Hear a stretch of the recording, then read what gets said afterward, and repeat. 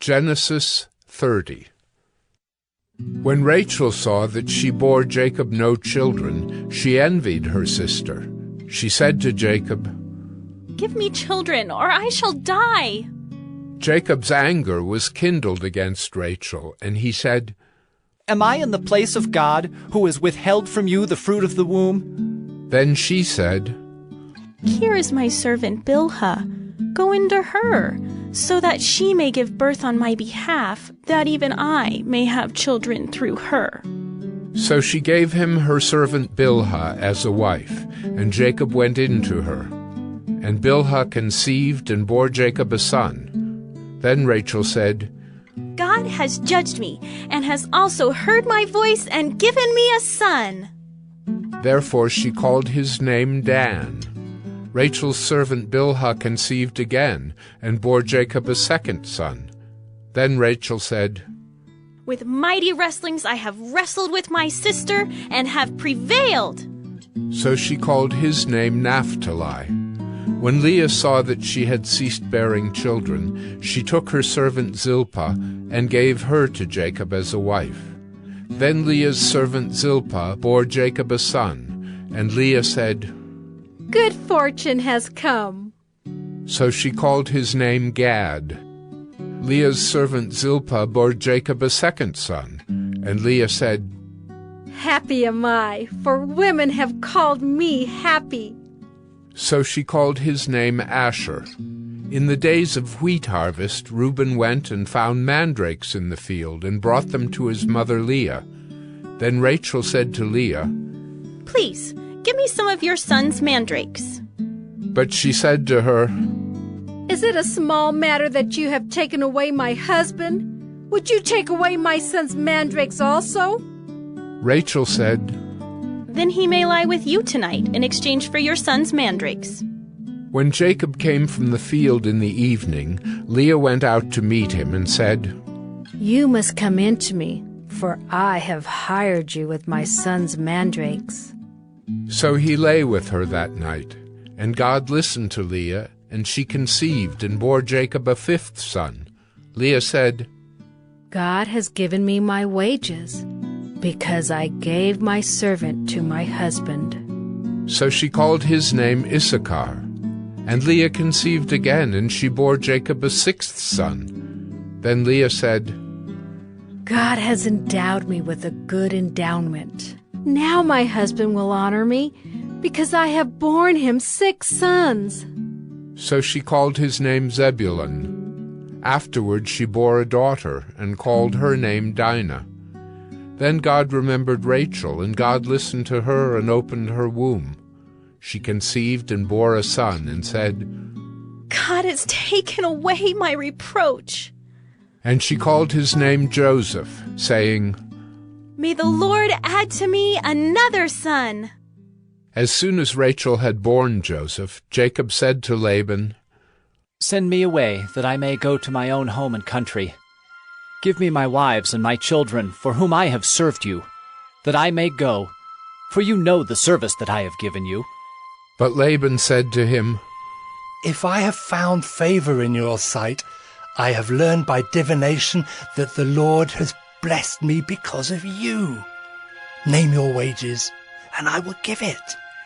Jacob said to him, You yourself know how I have served you, and how your livestock has fared with me. For you had little before I came, and it has increased abundantly, and the Lord has blessed you wherever I turned. But now, when shall I provide for my own household also?" He said, "What shall I give you?" Jacob said, You shall not give me anything. If you will do this for me, I will again pasture your flock and keep it. Let me pass through all your flock today, removing from it every speckled and spotted sheep, and every black lamb, and the spotted and speckled among the goats, and they shall be my wages. So my honesty will answer for me later, when you come to look into my wages with you. Every one that is not speckled and spotted among the goats, and black among the lambs, if found with me, shall be counted stolen." Laban said, "Good, let it be as you have said." But that day Laban removed the male goats that were striped and spotted, and all the female goats that were speckled and spotted, every one that had white on it, and every lamb that was black, and put them in the charge of his sons. And he set a distance of 3 days' journey between himself and Jacob, and Jacob pastured the rest of Laban's flock. Then Jacob took fresh sticks of poplar and almond and plane trees, and peeled white streaks in them, exposing the white of the sticks. He set the sticks that he had peeled in front of the flocks in the troughs, that is, the watering places where the flocks came to drink. And since they bred when they came to drink, the flocks bred in front of the sticks, and so the flocks brought forth striped, speckled, and spotted. And Jacob separated the lambs, and set the faces of the flocks toward the striped and all the black in the flock of Laban. He put his own droves apart, and did not put them with Laban's flock. Whenever the stronger of the flock were breeding, Jacob would lay the sticks in the troughs before the eyes of the flock, that they might breed among the sticks. But for the feebler of the flock he would not lay them there. So the feebler would be Laban's, and the stronger Jacob's. Thus the man increased greatly, and had large flocks, female servants and male servants, and camels and donkeys. Genesis 31. Now Jacob heard that the sons of Laban were saying, Jacob has taken all that was our father's, and from what was our father's he has gained all this wealth. And Jacob saw that Laban did not regard him with favor as before. Then the Lord said to Jacob, Return to the land of your fathers and to your kindred, and I will be with you. So Jacob sent and called Rachel and Leah into the field, where his flock was, and said to them, I see that your father does not regard me with favor as he did before. But the God of my father has been with me. You know that I have served your father with all my strength.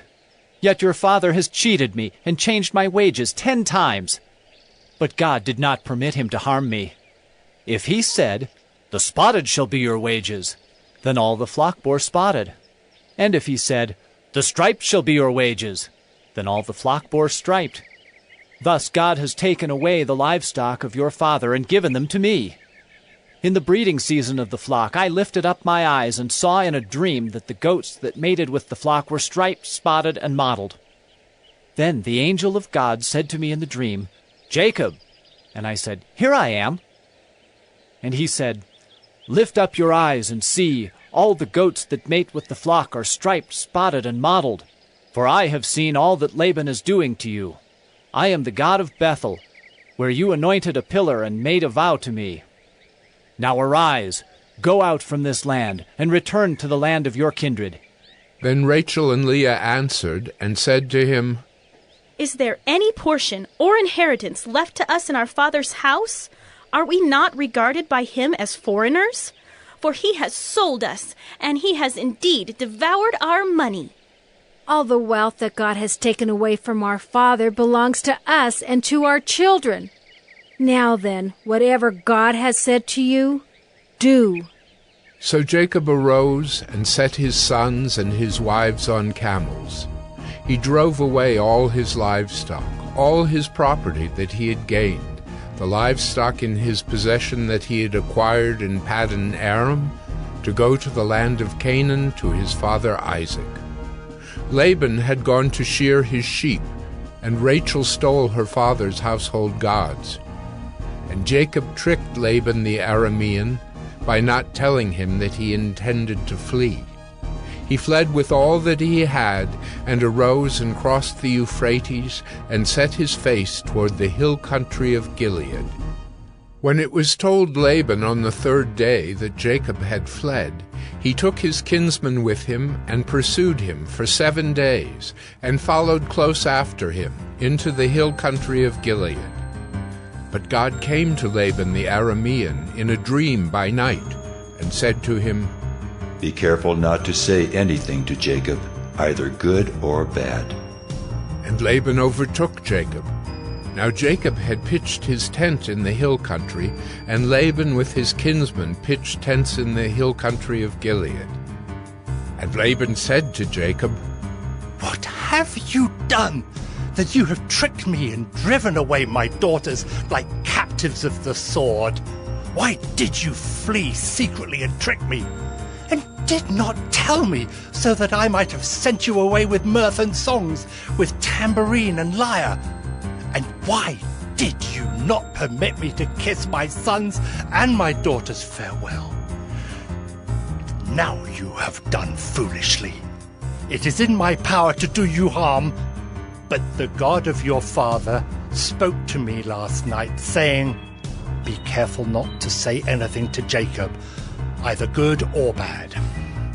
And now you have gone away because you long greatly for your father's house. But why did you steal my gods?" Jacob answered and said to Laban, Because I was afraid, for I thought that you would take your daughters from me by force. Anyone with whom you find your gods shall not live. In the presence of our kinsmen, point out what I have that is yours, and take it." Now Jacob did not know that Rachel had stolen them. So Laban went into Jacob's tent, and into Leah's tent, and into the tent of the 2 female servants, but he did not find them. And he went out of Leah's tent and entered Rachel's. Now Rachel had taken the household gods and put them in the camel's saddle and sat on them. Laban felt all about the tent, but did not find them. And she said to her father, "Let not my lord be angry that I cannot rise before you, for the way of women is upon me." So he searched, but did not find the household gods. Then Jacob became angry and berated Laban. Jacob said to Laban, "What is my offense? What is my sin that you have hotly pursued me? For you have felt through all my goods. What have you found of all your household goods? Set it here before my kinsmen and your kinsmen, that they may decide between us two. These 20 years I have been with you. Your ewes and your female goats have not miscarried, and I have not eaten the rams of your flocks. What was torn by wild beasts I did not bring to you. I bore the loss of it, myself. From my hand you required it, whether stolen by day or stolen by night. There I was. By day the heat consumed me, and the cold by night, and my sleep fled from my eyes. These 20 years I have been in your house. I served you 14 years for your 2 daughters, and 6 years for your flock, and you have changed my wages 10 times. If the God of my father, the God of Abraham, and the fear of Isaac had not been on my side, surely now you would have sent me away, empty-handed. God saw my affliction and the labor of my hands, and rebuked you last night." Then Laban answered and said to Jacob, "The daughters are my daughters, the children are my children, the flocks are my flocks, and all that you see is mine. But what can I do this day for these my daughters, or for their children whom they have borne? Come now, let us make a covenant, you and I, and let it be a witness between you and me." So Jacob took a stone and set it up as a pillar. And Jacob said to his kinsmen, "Gather stones."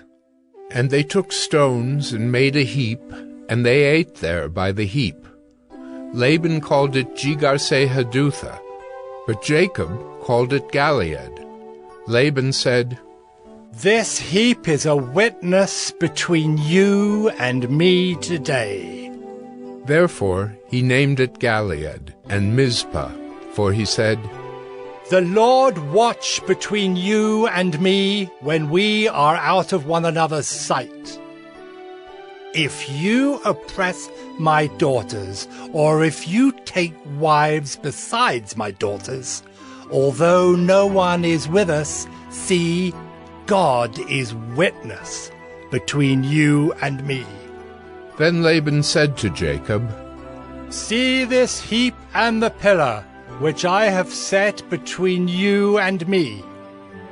This heap is a witness, and the pillar is a witness. that I will not pass over this heap to you, and you will not pass over this heap and this pillar to me to do harm. The God of Abraham and the God of Nahor, the God of their father, judge between us." So Jacob swore by the fear of his father Isaac. And Jacob offered a sacrifice in the hill country, and called his kinsmen to eat bread. They ate bread and spent the night in the hill country. Early in the morning Laban arose and kissed his grandchildren and his daughters and blessed them. Then Laban departed and returned home.